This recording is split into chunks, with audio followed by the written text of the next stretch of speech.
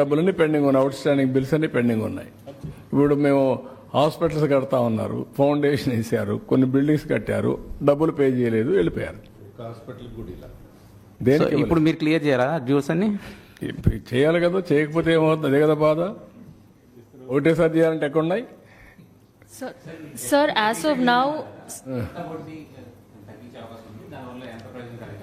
ఒక 2-3 వేల కోట్లు వస్తుంది, రఫ్గా 2000 crores వస్తుంది. ఆ 2000 కోట్లు కూడా ఎక్కువ. ఇప్పుడు ఆ పరిస్థితికి వచ్చాం. Every pie we want to save. sir, as of now, what is our current outstanding debt, sir? Despite whatever we have so far, completed, what is still our current outstanding debt? Number one. Number two question is, you've said how several funds had been diverted as well. Any kind of action that will be taken from the NDA government? అంటే ఎప్పటికప్పుడు చెప్తున్నాం, ఏదైతే out standing bills అన్ని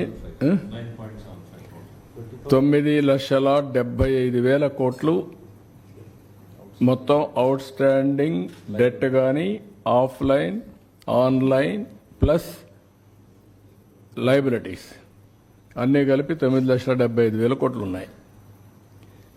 ఇప్పుడు ఇవన్నీ కూడా ఇప్పుడు ఎక్కడికక్కడ పే చేయకపోతే ఎవరు కూడా వదిలిపెట్టే పరిస్థితిలో ఉండరు. వీళ్ళంతా కోర్టుకు పోతున్నారు. మొన్న మీరు చూశారు, ఒకరు కోర్టుకు పోయి లేనిపోని అనౌన్స్ చేశారు. ఆంధ్రప్రదేశ్ అంతా కూడా డిఫాల్ట్ అయింది అనౌన్స్ చేసి ఎప్పుడో తీసుకున్న అప్పులు కూడా దానికి కూడా మళ్ళీ, ఎందుకంటే వన్స్ క్రెడిబిలిటీ పోతే రేటింగ్ పడిపోతుంది. రేటింగ్ పడిపోతే అప్పులు ఇవ్వరు. అప్పులు ఇవ్వకుండా ఇచ్చేవాడు కూడా ఇంట్రెస్ట్ పెంచుతారు, బ్యాడ్ స్టేట్ కింద పెట్టేస్తారు. దాని మీద కూడా క్రెడిట్ వర్తీనెస్ పోతుంది. So we are fighting on that. మళ్ళీ కొంతమంది కోర్టులు పోయి డైరెక్షన్లు తీస్తున్నారు. దానిపైన కూడా ఏం చేయాలని వర్కౌట్ చేసుకుంటూ ముందుకెళ్లే పరిస్థితిలో ఉన్నాం. సార్, ఈ 9 లక్షల కోట్లు అనే వాటికి ఇంకా అన్నిటికీ కూడా ఇంకా బిల్స్ పెట్టలేదు కదా సార్?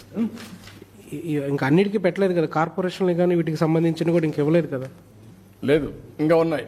అంటే 9,75,000 కోట్లు మా వాళ్ళు ఎస్టాబ్లిష్ చేసింది యాజ్ ఆన్ టుడే రఫ్గా. ఇంకేదైనా వస్తే కొద్దిగా రావచ్చు, కానీ ఇప్పటికైతే అది. ఇందులో ఏపీ ఫైనాన్స్ కార్పొరేషన్ అనే వాళ్ళు క్రియేట్ చేసి అన్ని గవర్నమెంట్ ఏజెన్సీల దగ్గర ఉన్న డబ్బులన్నీ తీసుకొని ఖర్చు పెట్టేశారు సార్. అవి కూడా కలిపాయి, కలిపారు. ఫైనాన్షియల్ సర్వీసెస్ తీసుకొని పెట్టారు. Sir, total diversion of funds అన్ని కూడా కలిపారు దీంట్లో. Sir total diversion of funds under different heads and total figure ఏమన్నా?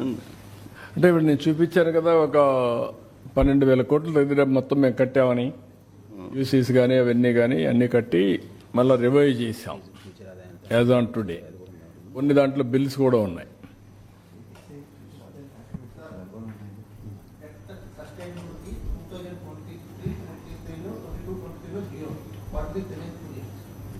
ప్రజెంట్ కూడా జీరోనే. ఇంకా దాన్ని రివైవ్ చేయాలి ఇప్పుడు. అందుకనే ఫ్లెక్సిబిలిటీ లేకుండా చేశారని చెప్పాను కదా సార్. ఏ పారామీటర్ అంటే దానికి ఏమేమి పారామీటర్స్ చూస్తున్నారు జీరో అనే కంక్లూజన్కి రావడానికి? నాకు చెప్పా కదా, ఒక లాస్ట్ స్లైడ్కి వెళ్ళు, అక్కడ ఎంత అయితే మనం ఇంట్రెస్ట్ పేమెంట్ చేస్తామో రెవెన్యూ ఈక్వల్ అయితే చూపించే. బ్యాక్ వెళ్ళు, back back back. Interest payment increases more then ఇంకా back back back back back back back. ఇది మీరు చూస్తే growth rate of interest payments equal to GSDP growth rate. More then దానికంటే ఇది పెరిగిపోతాయి. జిఎస్టిపి కంటే ఇంట్రెస్ట్ ఎక్కువ పెరిగిపోయింది అనుకోండి, అయిపోయింది. ఇంకా అప్పు ఇచ్చేవాళ్ళు ఉండరు. అంటే జిఎస్టిపి వల్ల సంక్షేమానికి సంబంధించిన క్యాలెండర్ కూడా రిలీజ్ చేస్తూ, ఇదిగో ఈ నెల ఈ పథకం, ఇదిగో ఈ నెల ఈ పథకం, ఇదిగో ఈ నెల ఈ పథకం అంటూ క్రమం తప్పకుండా ప్రతి సంవత్సరం ఎక్కడా కూడా ప్రజలకు నష్టం జరగకుండా, ఇబ్బందులు పడకుండా క్రమం తప్పకుండా ఇచ్చిన ప్రభుత్వం ఏదైనా ఉంది అని అంటే అది దేశ చరిత్రలో ఒక వైఎస్ఆర్సీపీ ప్రభుత్వం మాత్రమే అని చెప్తాను. వైఎస్ఆర్సీపీ అన్న పార్టీ నిజంగా ఒక విలువల కోసం నిలబడిన పార్టీ. నా దగ్గర నుంచి మొదలెడితే ప్రతి కార్యకర్త కూడా, ప్రతి గ్రామ స్థాయిలో ఉన్న కార్యకర్త కూడా కాలర్ ఎగిరేసుకొని ఇది నా పార్టీ అని చెప్పి గర్వంగా చెప్పుకునే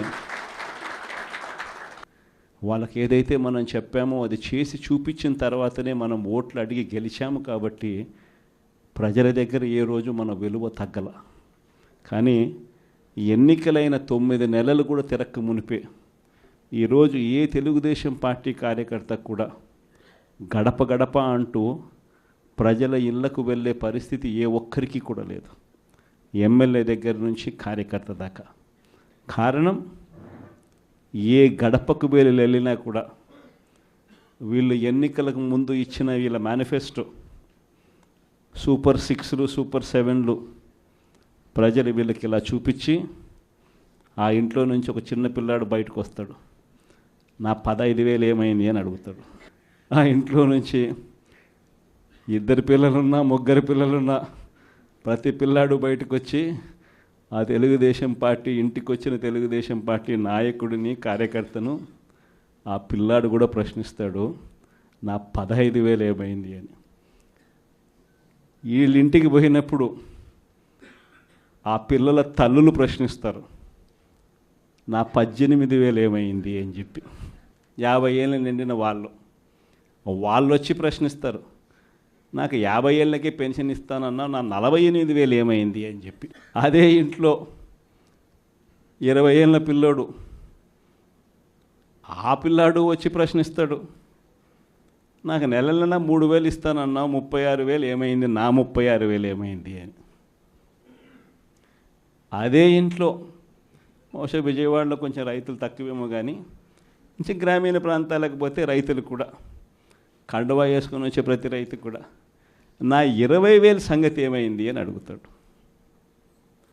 ఇలా ఏ ఇంటికి వెళ్ళినా కూడా తెలుగుదేశం పార్టీ నాయకులకు కానీ కార్యకర్తలకు కానీ ప్రజలకు సమాధానం చెప్పుకోలేని పరిస్థితుల్లో వాళ్ళు ఉన్నారు.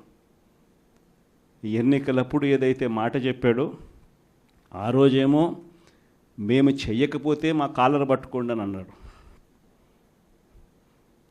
మరి ఈరోజు ప్రజలు కాలర్ పట్టుకుంటారేమో అని చెప్పి భయపడి రెడ్ బుక్ రాజ్యాంగం నడుపుతూ ఉన్నారు. ఈరోజు ఏమంటా ఉన్నారు, ఎన్నికలు అయిపోయిన 9 నెలల తర్వాత ఈరోజు ఏమంటా ఉన్నారు, సంపద సృష్టించడం ఎట్టనో నా చెవిలో చెప్తే నేను తెలుసుకుంటాను అంటున్నాను. ఇది వాస్తవాలు. ఇదే మాటలు ఎన్నికలకు ముందు నేను చెప్పా, చంద్రబాబు నాయుడు నమ్మడం అంటే చంద్రముఖిని నిద్ర లేపడమే అని. ఇదే మాటలు నేను ఎన్నికలప్పుడు చెప్పిన, చంద్రబాబు నాయుడు నమ్మడం అంటే పులి నోట్లో తల పెట్టడమే అని చెప్పి. ఇదే మాటలే నేను చెప్పా.